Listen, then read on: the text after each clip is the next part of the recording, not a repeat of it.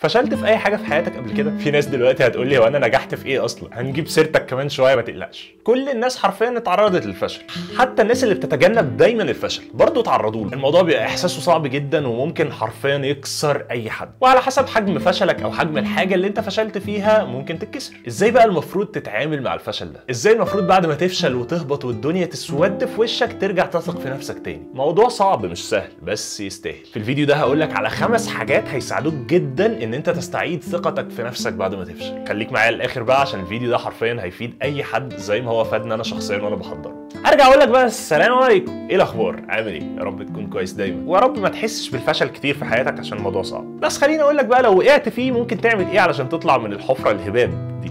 الاحساس بالفشل بجد بشع جدا، انا جربته بنفسي. انا عارف انت ممكن تكون حاسس بان انت متاخر عن اللي حواليك قد ايه، وان في ناس اذكى منك وفي ناس احسن منك وفي ناس انجح منك بكتير في الحياه، وعارف وحاسس انت ممكن تكون مضغوط نفسيا قد ايه بسبب الموضوع ده. طب احنا هنعمل ايه بالظبط بقى علشان نطلع من المود ده او علشان تقدر تستعيد ثقتك في نفسك تاني بعد ما انت فشلت؟ مبدئيا كده قبل ما نبدا في ال5 حاجات انا عايزك تتقبل فكره ان انت متضايق. انت متضايق، انا مش جاي دلوقتي اقول لك ما تتضايقش، معلش خليك كويس. انت فشلت في حاجه وغالبا ده معناه ان انت حاولت وكنت معلق امال على حاجه معينه وفشلت فيها، فطبيعي هتتضايق، انت بني ادم يعني. طبيعي هتتضايق وهتحبط وهتحس باليأس، ودي ده وقت. ما تحاولش تعرقله او ما تواجهوش.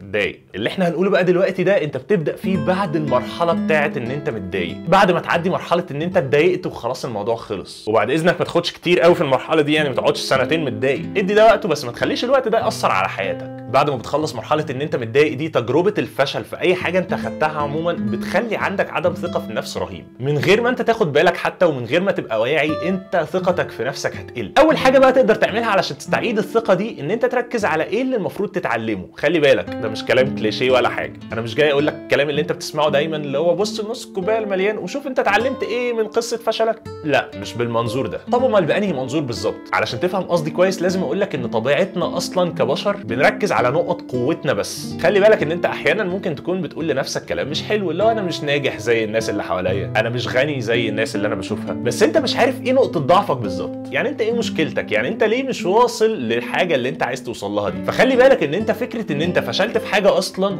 ده هيحط نظرك على نقطه ضعف عندك، ده هيخليك فعلا تاخد بالك من نقطه ضعف او من مشكله تقدر تطورها. انا شخصيا من زمان قوي وانا شغال على نفسي في حاجات كتير قوي، ودخلت انشطه طلابيه في الكليه واخدت كورسات في حاجات كتير، حاجات في مجالي اللي هو مجال الهندسه او حاجات بره مجال الهندسه خالص، وطورت في نفسي مهارات كتير جدا وبقيت واثق في نفسي جدا. من ضمن الحاجات اللي انا كنت واثق في نفسي فيها ان انا لما هتخرج وهاجي اقدم في اي شركه هتقبل. ما انا متخرج من الجامعه ومعايا شهاده وكمان عامل CV كويس علشان عندي مهارات كتير انا اشتغلت عليها الفتره اللي فاتت. وجيت قدمت مره في شركه كبيره وما اتقبلتش، ساعتها اتصدمت، اتهزيت كده كأن حد خبطني في وشي مره واحده خبطه جامده جدا. بس اللي لفت نظري في الموضوع ان الاختبارات بتاعه الشركه دي حطت ايدها على حاجه كانت ناقصه عندي. انا ممكن اكون عارف حاجات او قوي في حاجات بس مش كل حاجه. طب انا كنت عارف ايه؟ انا كنت عارف الحاجات اللي انا قوي فيها عشان كده انا واثق في نفسي، بس الحاجات اللي انا ما كنتش عارفها او ما كنتش واخد بالي منها هي نقط ضعفي اللي لما فشلت في حاجه عرفتها. فده اللي انا عايز اقوله لك من اول نقطه، ان انت مش بص على نص الكوبايه المليان بقى وما تحبطش والدنيا حلوه لا فكك من الكلام اللهبل. انا جاي اقول لك فعلا كلام عملي، كلام يخليك تتطور، بان انت تشوف فعلا انت ايه نقطه ضعفك او ايه الحاجه اللي انت المفروض تطورها وتشتغل عليها فعلا. وده بان انت تحلل فعلا الموقف اللي حصل او الفيلير او الفشل اللي حصل معاك ده وتعرف انت اتعلمت منه ايه اللي فرق معاك فيه بالظبط. وده مش هيحصل خالص من غير تاني حاجه، مش هتعرف تحلل الفشل بتاعك ده ومش هتعرف تتعلم منه حاجه من غير ما تسامح نفسك. ودي تاني حاجه تقدر تعملها عشان تستعيد ثقتك في نفسك تاني. وخلي بالك بقى ان في فخ هنا انت ممكن تقع فيه جدا، واغلب الناس اصلا بتقع فيه، ان هي بعد ما تفشل في حاجه او بعد ما تتصدم في حاجه بتقرر تنسى. انا عايز انسى عشان اعرف اكمل حياتي. لا دي كانت مرحله خلاص وخلصت، انا نسيتها. اللي بيحصل في الحاله دي او الفخ اللي انت بتقع فيه ان انت مش بتسامح نفسك، انت بتحاول تنسى. طيب انت ممكن تنسى فعلا بس عقلك الباطن مش هينسى وهيفضل برضه مش واثق في نفسه، هيفضل برضه بيخليك تتجنب حاجات كتير عشان خايف يفشل. طب ايه الحل او ايه الصح اللي انت المفروض تعمله؟ المفروض تواجه اللي انت عملته فعلا وتسامح نفسك عليه. انا عملت كذا، ايه المشكله؟ ولا يهمني، مش هنسى. مش صحي اصلا ان انت تنسى، الناس بتفشل علشان تنجح. ففكره ان انت فشلت في حاجه استغل ده بقى وحاول تخليه ينجحك. ازاي؟ بان انت تسامح نفسك عليه علشان تعرف تتعلم منه. فاكر لما قلت لك ان اول حاجه دي انت مش هتعرف تعملها اصلا من غير تاني حاجه اللي هي ان انت تسامح نفسك؟ هو كده بالظبط، لازم تسامح نفسك علشان تعرف تركز هو انت عملت ايه اصلا وتواجهه بموضوعيه وتفهمه. قبل ما اقول لك تالت حاجه بقى، يا ريت لو لسه بتتفرج على الفيديو لحد دلوقتي يمكن يكون عاجبك، فبعد اذنك اعمل له لايك، وما تنساش كمان تشترك في القناه لو انت لسه اول مره تشوفني. عملت لايك، اشتركت، تعالى بقى نشوف تالت حاجه ممكن تعملها. في حاجه سيئه كده جوانا دايما بتقول لك انا اغبى واحد فيهم، انا مش واثق في نفسي، مش قادر اثق في نفسي كفايه، لا انا فشلت في ده قبل كده، انا مش هعمله تاني، انا ظروفي اصعب بكتير من كل الناس اللي حواليا، انا مش هعرف اعمل زيهم. الكلام ده انت بتقوله لنفسك كتير وبتفتكر ان دي نفسك بجد. اللي عايز اقوله لك واللي هيساعدك جدا جدا بجد في الموضوع ده ان اللي بيقول لك ده هو عقلك الباطن. عقلنا عموما بيحاول يكسل، بيحاول ما يشتغلش، بيحاول ما يبذلش مجهود كبير. دي حقيقه والله، انا مش بكذب عليك، عقلك انتوخ جدا، بيحب الانتخه قوي زي كده بالظبط، انا بحب الانتخه جدا. بس ايه الفرق بقى بينك وبين عقلك؟ اهم حاجه في الموضوع ده ان انت تفصل بين الاثنين. انت عارف ان عقلك بيحب الانتخه، وعارف ان عقلك مش عايز اصلا يشتغل ومش عايز يبذل مجهود كبير، فاعرف ان هو اللي بيقول لك الكلام ده. حاول تفصل بين نفسك اللي عايزه تنجح وعايزه تتطور وعايزه تبقى في مكان احسن، وعقلك اللي عايزك تنتخ دايما وعايزك ما تعملش حاجه. تركايه كده صغيره عشان تسهل عليك الموضوع اكتر. ممكن تحس ان احنا مش عيال صغيره عشان نعمل كده يعني، وممكن تحس ان هي مفيده جدا. ان انت تسمي الصوت اللي بيقول لك الكلام ده او الافكار اللي بتيجي في دماغك دي باسم. سميه وائل يا سيدي، او بلاش وائل عشان لو حد اسمه وائل ما يزعلش، سميه اي حاجه، مش عارف،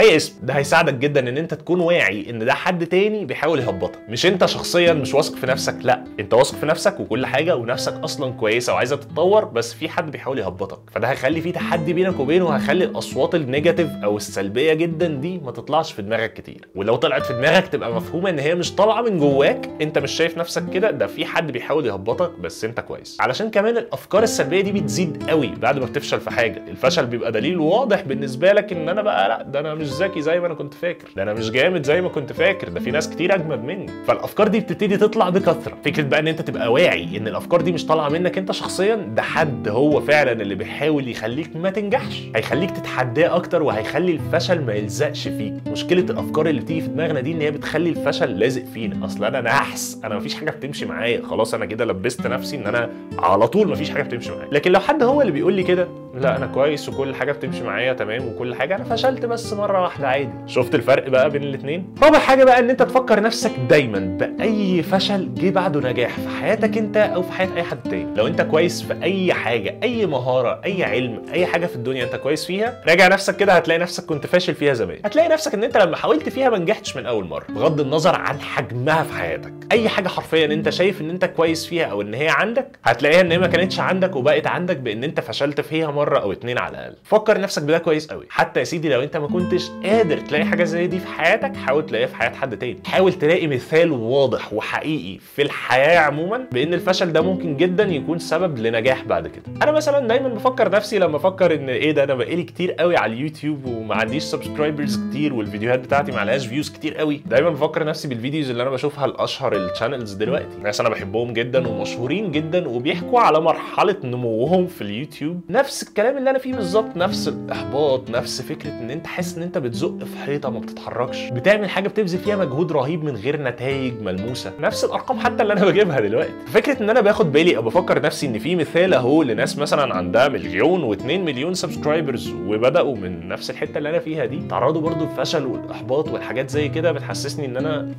زي الفل تمام، انا ماشي في الطريق الصح. فدي حاجه هتساعدك جدا ما تقلش خالص عن بقيه الحاجات اللي احنا قلناها. خامس حاجه بقى، ودي مني انا شخصيا عن تجربه وعن ايمان وعن مبدا، دايما لما حد بيجي محبط كده حتى من صحابي يكلمني، بقول له هو انت حياتك هتنتهي امتى؟ يعني انت عارف انت هتفضل عايش في الحياه قد ايه؟ دايما الاجابه بتكون ان هو لا، انا ما اعرفش انا عايش في الحياه قد ايه. السؤال اللي بعده بقى، طب انت ناوي تفضل على طول كده؟ يعني انت محبط، انت فشلت، انت مش كويس في حاجه، هل انت ناوي تعيش بقيه حياتك مش كويس في الحاجه دي؟ هل انت ناوي تعيش بقيه حياتك بالمود المحبط جدا الهابط جدا اللي مخليك مش عارف تعمل حاجه جديده؟ جاوبني انت وانت بتتفرج على الفيديو دلوقتي، جاوبني، جاوب نفسك. يعني انت وانت بتتفرج على الفيديو دلوقتي بجد فكر في الموضوع ده وجاوب نفسك. دايما الاجابه هتكون لا، ودايما لا دي هتوديك في حته ان انت مش عايز تفضل على طول كده، يبقى الدنيا ما انتهتش، يبقى ده مش اخر العالم، دي مرحله كده بنعدي فيها، بنتعلم منها كلمتين يفيدونا بعد كده وبنستفاد منهم فعلا. انت لسه مش عارف في قد ايه في حياتك، واكيد مليون في المية مش عايز تعيش اللي باقي ده وانت بائس. عن تجربه لو فكرت بالطريقه دي انت مش هتلاقي لنفسك سكه غير ان انت تقوم وتشتغل وترجع نفسك تاني، غير ان انت نفس اللي انت فشلت فيه ده هتحاول تعمله تاني وتالت ورابع لحد ما تنجح فيه. اصلا مش هتلاقي لنفسك سكه غير كده. يا رب يكون الفيديو عجبك، يا رب يكون كان مفيد ليك، يا رب فعلا لو انت حاسس بالفشل او حسيت بالفشل قبل كده ده يحاول يساعدك. انا حسيت بالفشل ده كذا مره قبل كده، ومنهم مره كبيره جدا، والحاجات دي فعلا ساعدتني، فاتمنى ان هي تساعدك كمان. واتمنى بقى لو انت لسه بتتفرج على الفيديو لحد دلوقتي تعمل له لايك، اعتقد ان هو هيكون عجبك، ويا ريت تشترك في القناه كمان لو انت لسه ما اشتركتش.